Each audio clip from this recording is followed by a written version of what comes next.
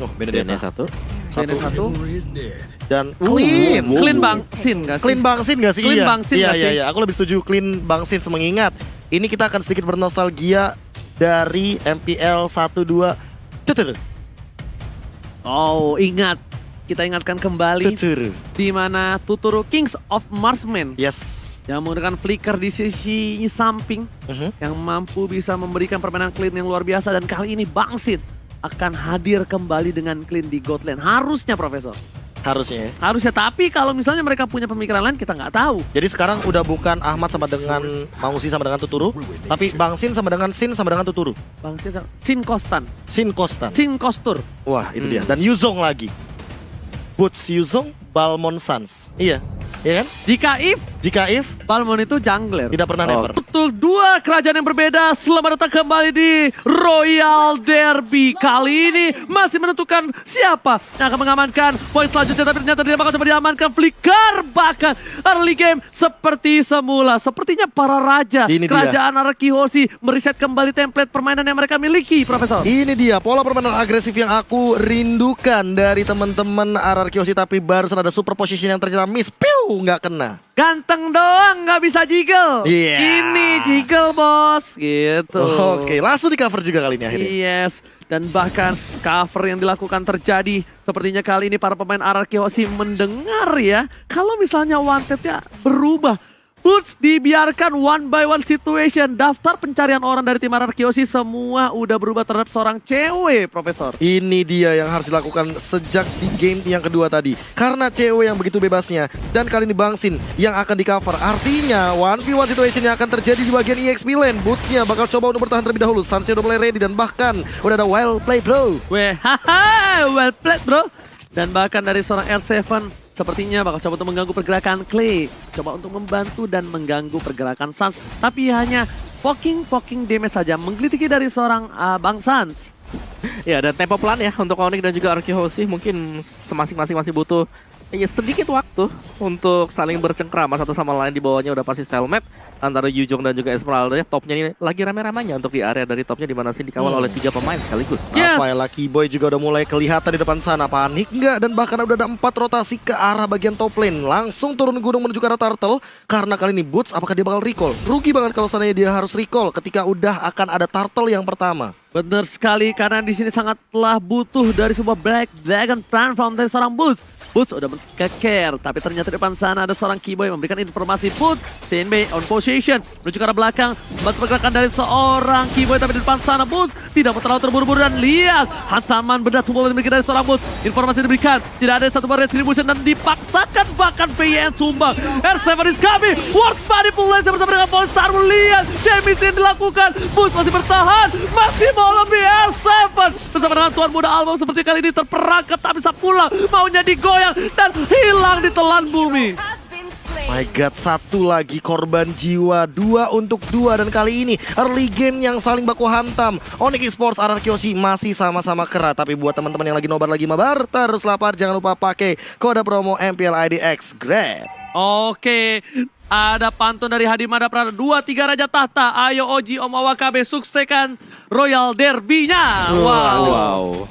Ini dia yang kita tunggu-tunggu, tapi lethal counter. Ingat, Sans punya 2 secure dari objektif. Dia punya lethal counter, dia punya retribution. Itu yang harus diperhatikan sama teman-teman dari Arakihoshi. Karena kali ini Sansnya udah mulai digangguin dan bahkan harus dipaksa untuk mundur karena udah ada Void Blast perlahan-lahan mempok ke arah depan. Oke, Bangsin ternyata udah mulai dilupakan dari tim Arakihoshi. Mereka memilih untuk bantu ke arah Turtle karena Bangsin dikiranya kali ini mampu bertahan. Tapi sepertinya dengan adanya 2 orang di arah top lane membuat Bangsin agak sedikit kesulitan. Meanwhile, di arah satu buah Turtle ini malah dipegang sama Arakihoshi, yang bisa kita bilang dari tim Onyx nggak nyangka kalau malah Arakihoshi mendapatkan satu buah Turtle tanpa ada kontes sama sekali. Yes, tapi top lane-nya Gold Seal turretnya bakal dimakan gitu saja sama cewek. Apakah ini bakal jadi keuntungan yang mungkin akan sedikit dijadikan kompensasi karena tanpa adanya turtle kontes barusan, artinya Sans agak sedikit ketinggalan, tapi levelnya Albert malah under kali ini. Karena kali ini beberapa kali jungle-nya harus hilang dan bahkan gold buff-nya juga hilang. Minggu dari bottom lane, R7 versus everybody, retribution telah dikeluarkan. R7 masih mau lebih, sepertinya Sans tidak mau terlalu berburu-buru untuk menumbangkan R7. Meanwhile dari top lane sana, Lagi-lagi team fight dilakukan. Cewek terperangkap, tidak ada Estropi dapatkan hilang.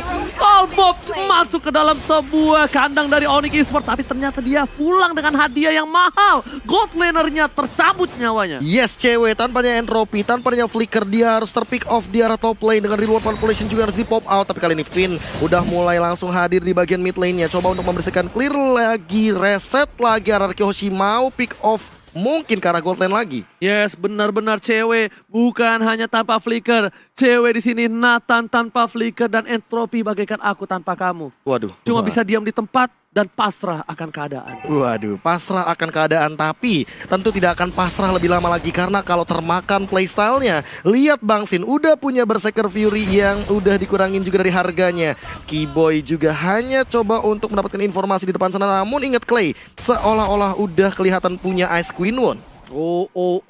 Bukan hanya itu aja. Para pemain dari tim RRQ Hoshi mereka masih di posnya masing-masing karena apa? Karena mereka masih menunggu 20 detik. Mencoba untuk melihat siapa yang akan naik gunung. Karena turun gunung tadi didapatkan oleh tim RRQ Hoshi.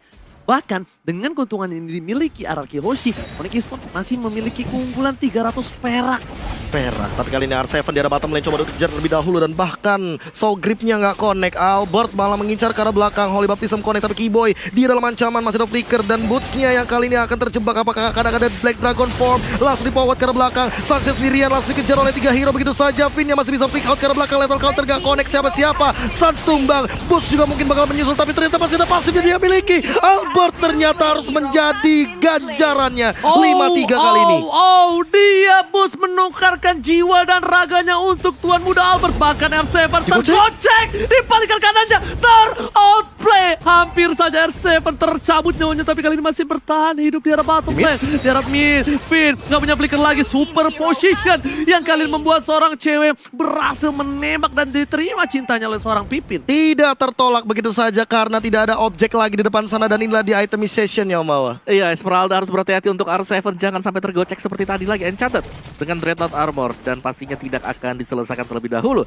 Sedangkan untuk Yuzhong baru dengan War Axe-nya belum menuju ke sedang menuju ke arah dari Bloodlust Axe-nya dan ada Hunter Strike yang memang sedari tadi sudah diamankan oleh Nathan. Berarti top lane-nya di sini sudah cukup secure juga akan mengarah ke Endless Battle sebentar lagi.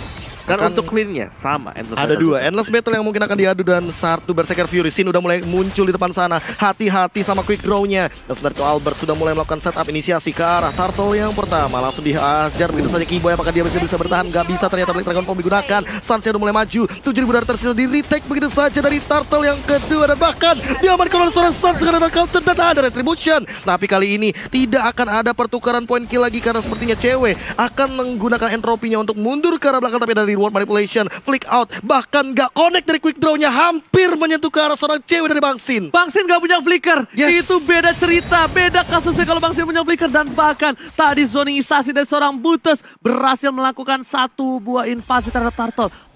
Council terbuka, terdengar suaranya, Sans menjadi targetnya, dan bahkan Keyboy masih mencoba berada di arah rumput untuk memberikan sebuah perlindungan. Sayap pelindung. Onyx Esports dimiliki Keyboy kali ini. Keyboy tidak boleh terlalu depan, karena dari seorang Pipin tidak akan segan-segan untuk melakukan 1 buah pick over terhadap seorang Keyboy. Yes, dan Drian juga nggak boleh ke pick off. Ingat, Drian ini adalah sumber damage deal dari Onyx Esports juga. Dan kali ini Bang Sin yang udah mulai kelihatan dengan skin M2-nya. Apakah dia akan OTW ke M3? Wow, dengan clean-nya kali ini. Teori, tapi kali ini lihat Pipin is coming. I'm offended kali ini tidak bisa dikeluarkan karena lihat Holy Baptism. Dia seorang Keyboy memberhentikan pergerakan Pipin. Dengan rubinya dia agresif sekali. Melihat sedikit para pemain dari Onyx, kerajaan sebelah langsung matanya hijau kayak melihat duit. Buset, nggak gitu dong. Tapi kali ini langsung juga kita lihat dari itemization-nya. Lightning Trance sudah diamankan Lunox. Yes, dan juga ada Ice Queen One. NOD untuk Eve-nya sendiri ini bakal strong untuk RRQ Hoshi dari segi sisi yang mereka miliki sekarang. Tapi untuk lock-nya hanya akan mengandalkan dengan adanya Ruby untuk I'm Offended dan juga Donran. Yes, tapi balik lagi sih, dengan adanya 1 Dominance Ice, artinya Boots dia akan memiliki spell fam yang tinggi, pasifnya juga tidak akan maksimal walaupun dia punya 1 Bloodlust X.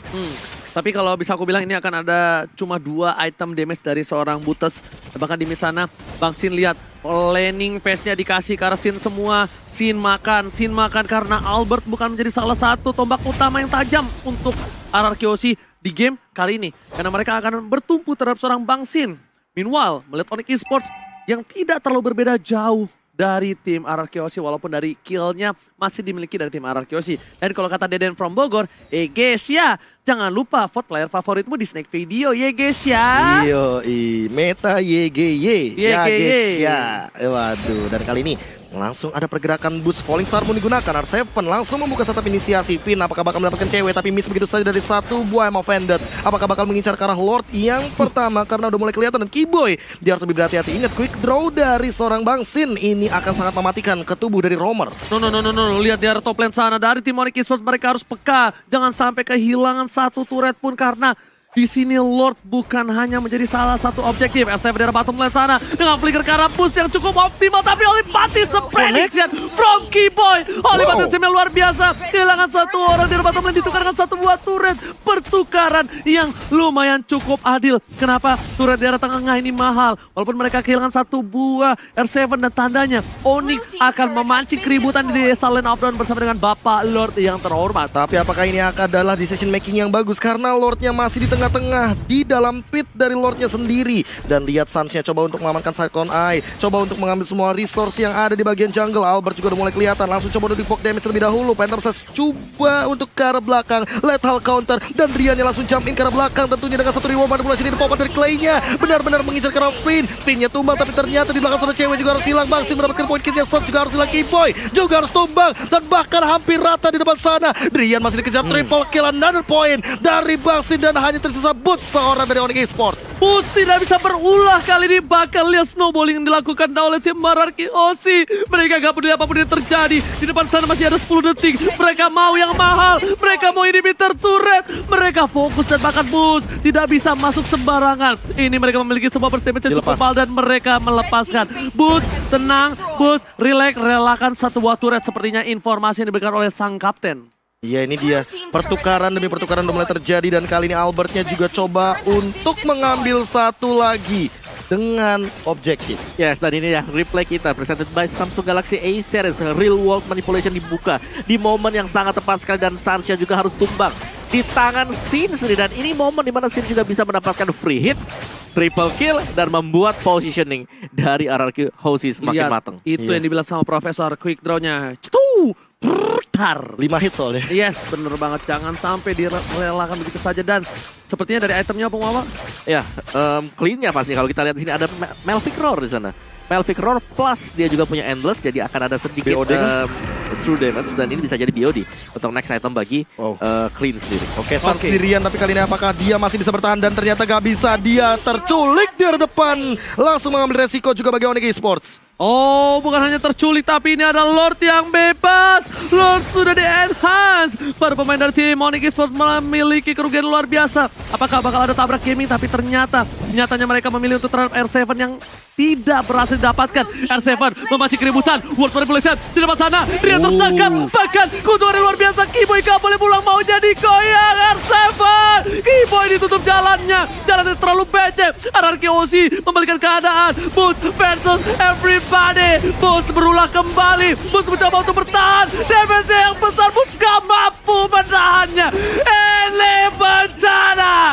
Para pemain dari tim Onyx Esports, mereka tersisa 2 player sebelum Bapak Lord menginjakan di kaki base-nya. Damage dikeluarkan. World Manipulation gak bisa ditahan. Sas pun harus hilang. Fokus ke arah belakang. Cewek dan hampir wipe out. This is it. Raja dari segala raja mendapatkan game yang ketiga. Dan inilah dia 2-1 tentunya. Saking excitednya lihat bagaimana R7 yang lepas banget di game kali ini.